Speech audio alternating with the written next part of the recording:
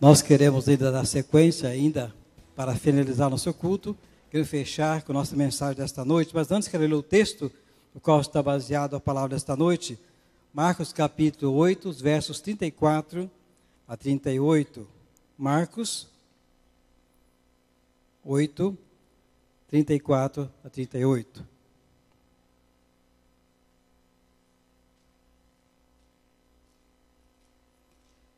E chamando a si a multidão com seus discípulos, disse-lhes: se alguém quiser vir após mim, negue-se a si mesmo e tome sua cruz e siga-me. Porque qualquer que quiser salvar a sua vida, perdê-la-á. Mas qualquer que perder a sua vida por amor de mim e do Evangelho, esse a salvará. Pois que aproveita o homem ganhar todo o mundo e perder a sua alma? O que daria o homem pelo resgate da sua alma? Porque todo aquele que, entre a geração adúltera e pecadora, se envergonhar de mim e das minhas palavras, também o Filho do Homem se envergonhará dele quando vier na glória do seu Pai com os santos anjos. O pastor Alberto já fez a introdução antes do culto, lendo o texto sobre o preço do discipulado. Sabe que quando fala de discípulo, nós percebemos que há uma confusão muito grande. O que é um discípulo? Ninguém quer ficar fora do grupo daqueles que se denomina cristãos, ou pelo menos que acredita num Deus poderoso, um Deus onipotente, onisciente, onipresente. Só que nós percebemos que a grande maioria das pessoas que se dizem serem cristãos, mas que desconhecem o que representa o verdadeiro discípulo, o verdadeiro discipulado. No nosso país, na América Latina e no mundo inteiro nós percebemos. A palavra discípulo, na verdade, aparece centenas de vezes no Novo Testamento. Inclusive, ela aparece mais vezes do que a palavra cristão ou a palavra crente. Ela aparece mais vezes no Novo Testamento. E o que é um discípulo? O discípulo é uma pessoa que segue os ensinamentos de um mestre. E quem é o nosso mestre? O nosso mestre é o Filho de Deus, é Jesus Cristo. E hoje queremos tratar desse tema, hoje à noite, abordar esse tema do que representa realmente ser um discípulo de Jesus. Jesus chamou a multidão perto de si, diz o texto de Marcos, para com seus discípulos. Aqui tem algumas exortações muito profundas aqui nessa passagem. Ele começa fazendo, exortações, falando o que representa ser um discípulo. E tem um preço, tem um custo muito alto ser discípulo, seguir a Jesus. Quando nós falamos do preço, queremos chamar hoje à noite para a atenção. Ser discípulo é desconstruir. Vamos falar de construção. Desconstruir o quê? Desconstruir princípios, valores e pensamentos e atitudes que fogem dos padrões estabelecidos por Deus. E geralmente nós somos criados dentro de alguma linha e nós achamos que eu fui criado assim, eu preciso permanecer nessa linha aqui. Um exemplo, minha família é uma miscelânea. O meu falecido pai o meu avô paterno era português, casado com a Índia.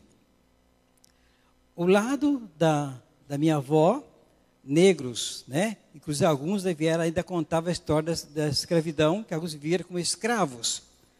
E trouxeram na sua bagagem lá da África, a sua cultura, seus costumes. Isso passou durante muitas gerações e continuou esse costume. E dentro daquilo que eles conheciam era correto. Tanto a mãe como o pai também tinham suas tradições, seus costumes. De repente eu tive que aprender, fui ensinado que às vezes é necessário abrir mão de algumas coisas que não são corretas, que não estão em conformidade com a palavra de Deus. Então eu tive que abrir mão, desconstruir princípios ou valores que eram errados no passado. Tive que aprender isto. O chamado para o discipulado, na verdade, esse convite aqui, se alguém quiser vir após mim, interessante. Quando ele convida, é uma coisa bem pessoal. E aqui envolve a decisão. É interessante? Vamos ver que nesse texto tem algumas coisas muito importantes. Essa decisão envolve 3 realidades-chave para a nossa vida. Em primeiro lugar, a escolha. Se alguém quiser ser o candidato ao discipulado, precisa escolher entre Jesus e o outro lado. Então existe um engano muito grande que muitas vezes achamos que nossos filhos automaticamente, por nascerem em um lar cristão, eles são cristãos. Ah, porque eu já nasci na graça. Alguém falou para mim, eu já nasci na graça, porque minha mãe era uma ótima cristã. E alguém fez uma brincadeira, então se fosse assim, um gatinho que nasce no forno a lenha, lá seria biscoito. Não pelo fato da mãe, do avô, alguém ter sido um cristão exemplar, um discípulo fiel, não significa que você é um discípulo automaticamente. É necessário fazer uma escolha. Escolher entre o ódio e o amor. E quem pode fazer isso? Só você. Ninguém pode escolher por você. Em segundo lugar, que tem uma responsabilidade pessoal. De se alguém, diz o texto, se alguém quiser, se alguém. Então, Jesus chamou a multidão e disse, olha, se quiser, e se alguém quiser, então coloca diante dos discípulos, das pessoas, uma escolha pessoal.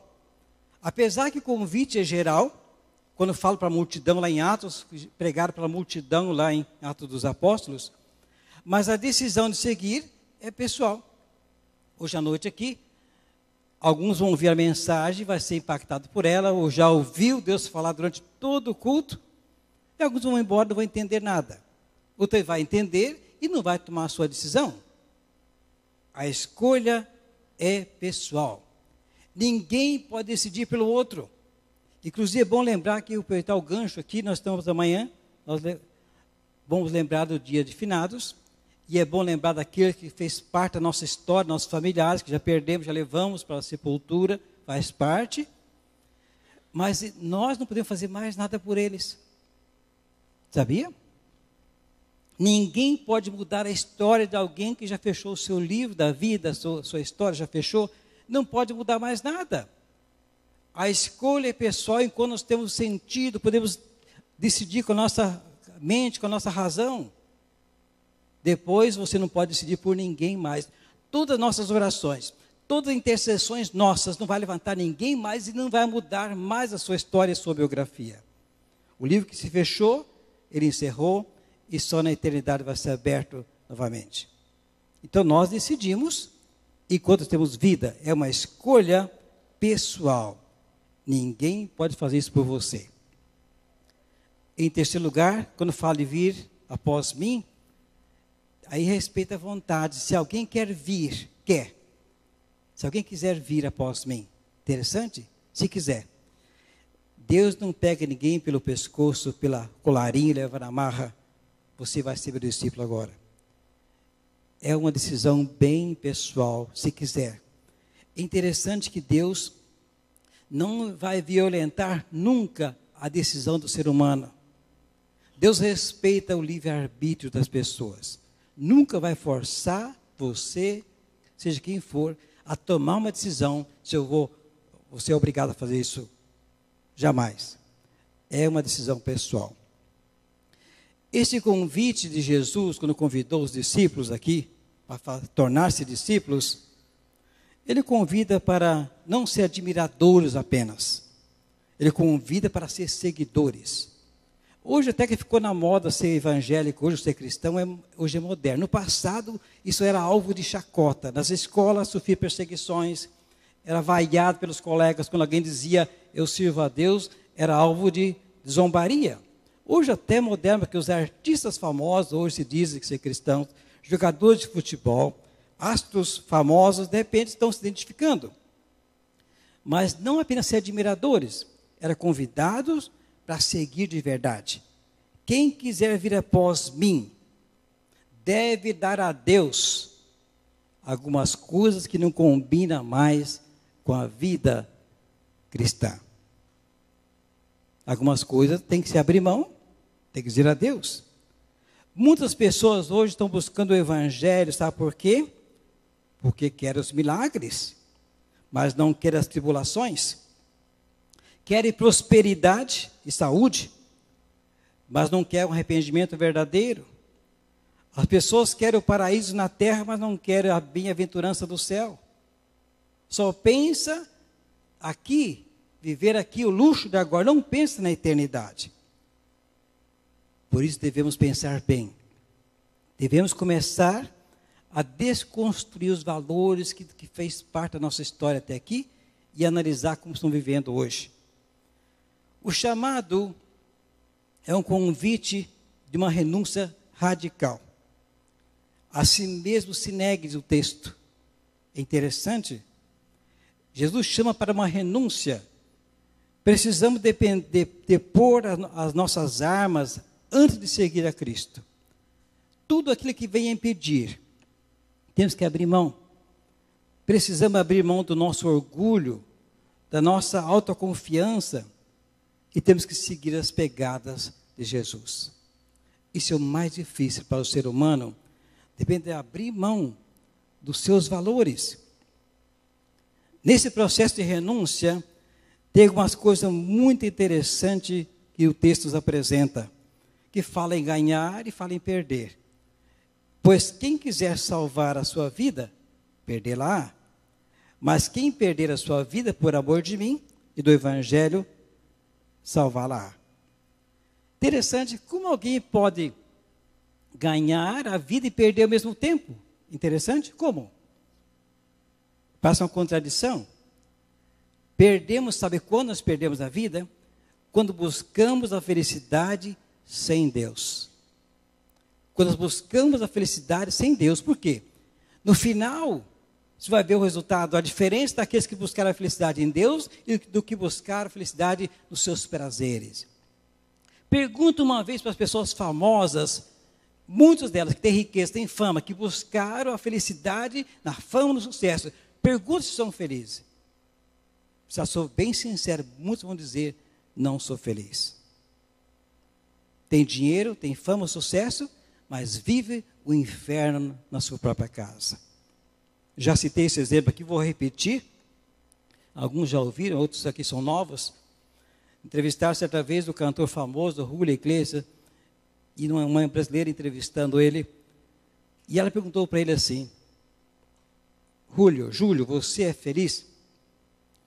E interessante, eu ouvi naquela entrevista, ele disse, eu posso ser sincero?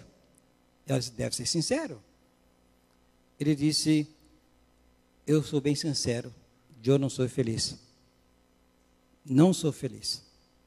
E a repórter ficou com um ar de espanto, porque ela disse, um homem que fez um sucesso no passado, ainda hoje, com suas músicas em inglês, espanhol, em alemão, naquela época o que mais tinha vendido, o disco de vinil no mundo, o que mais tinha ganhado dinheiro.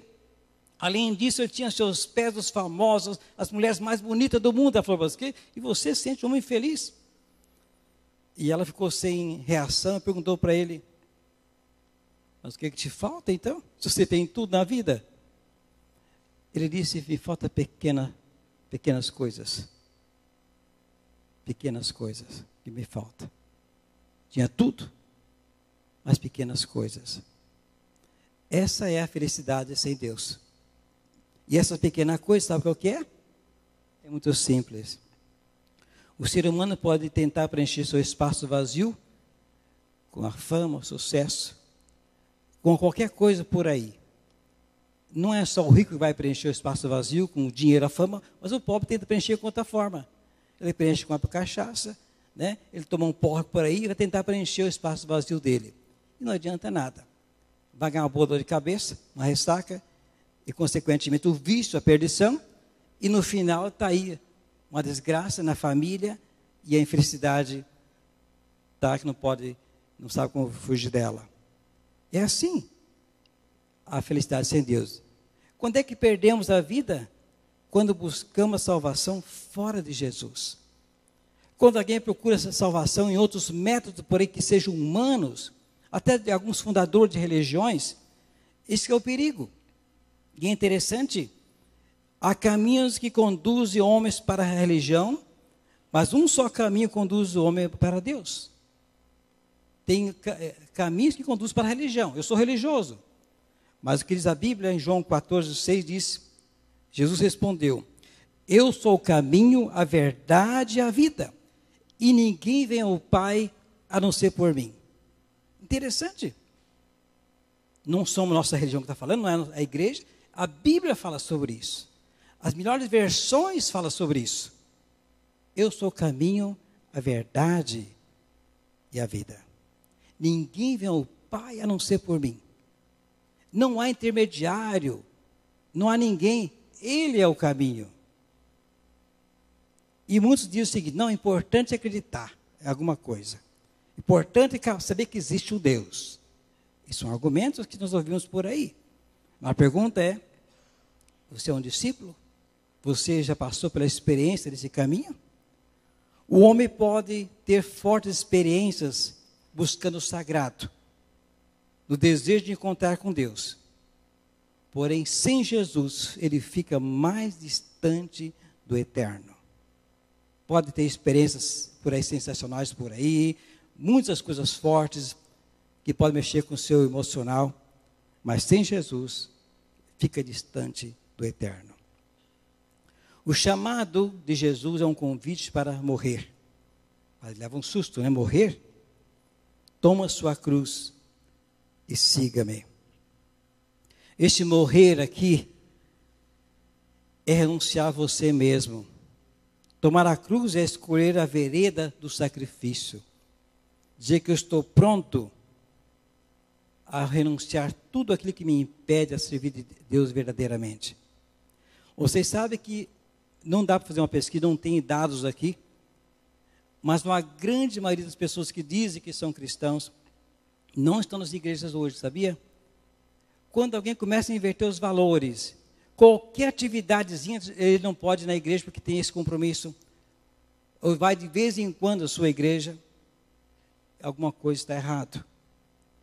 Nós precisamos reconhecer que tomar a cruz é seguir bem de perto, renunciar o nosso eu. Em Lucas 9, 23, diz o seguinte, se alguém que deseja seguir-me, nega a si mesmo, tome a sua cruz dia após dia. Interessante que isso aqui é um esforço diário, não um final de semana, não uma vez por ano. Certa vez um pastor, um pregador de uma igreja, tinha celebração de Natal, aí ele falou o seguinte, eu quero desejar, meus queridos irmãos, um feliz Natal, um feliz Ano Novo e uma feliz Páscoa. E ficaram olhando assim já, porque alguns que vou ver só o ano que vem de novo, no Natal de novo, né? Eu vou desejar um feliz Ano Novo, um feliz Páscoa também, já desde agora, já antecipado, porque alguns eu vou encontrar só no Natal de novo, né? E que compromisso é esse? Não é com a igreja, mas é um compromisso que você tem com Deus. Está na casa do Senhor, faz parte. Ensina para seus filhos que isso é um compromisso. Isso tem um preço, sim. Está todo domingo aqui. Trazer seu filho para a escola dominical, verdade. Lembro que o falecido Opa Faiba, os domingos estava aqui com seus netinhos na escola, as netinhas, né? Na escola dominical, domingo após domingo, trazia lá da Boa Vista.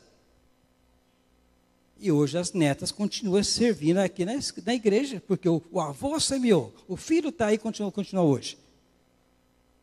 Então, meus queridos, eu creio que tem um preço.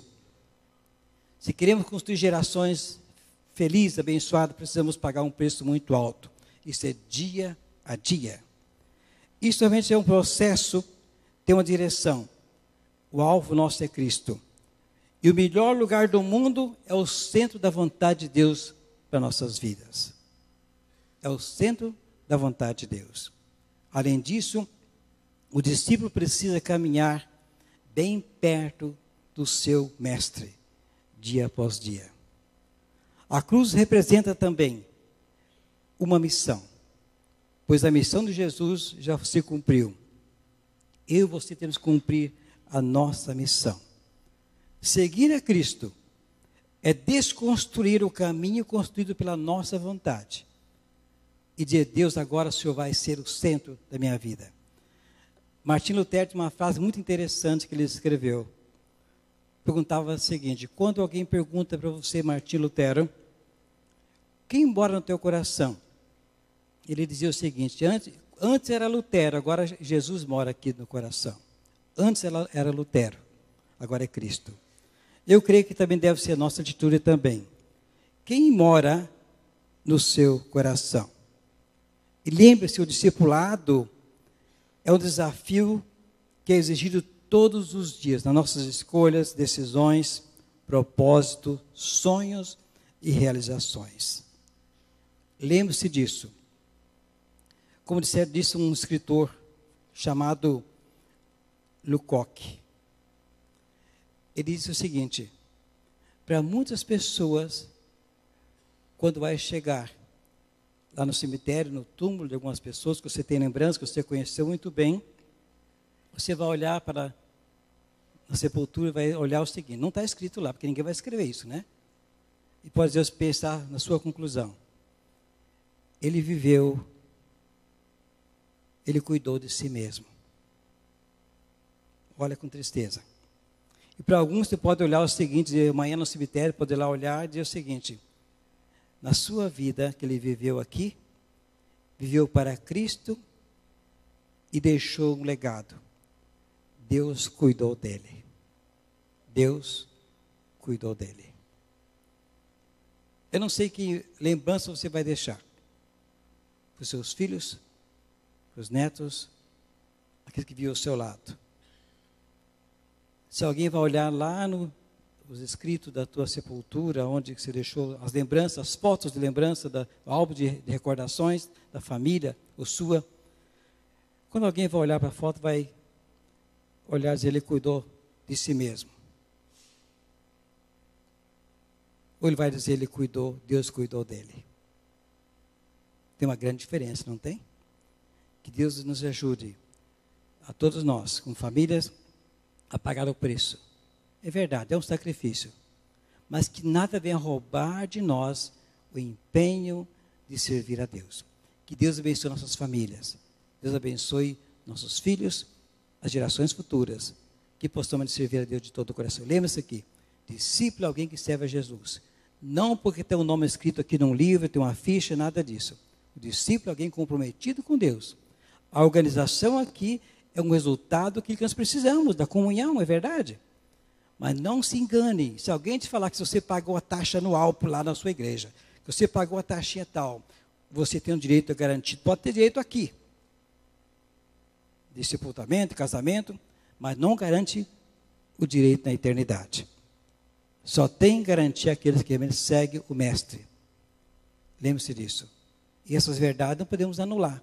Não tem como nós maquiar, falar, não, é de qualquer jeito, por lá tem um jeitinho depois.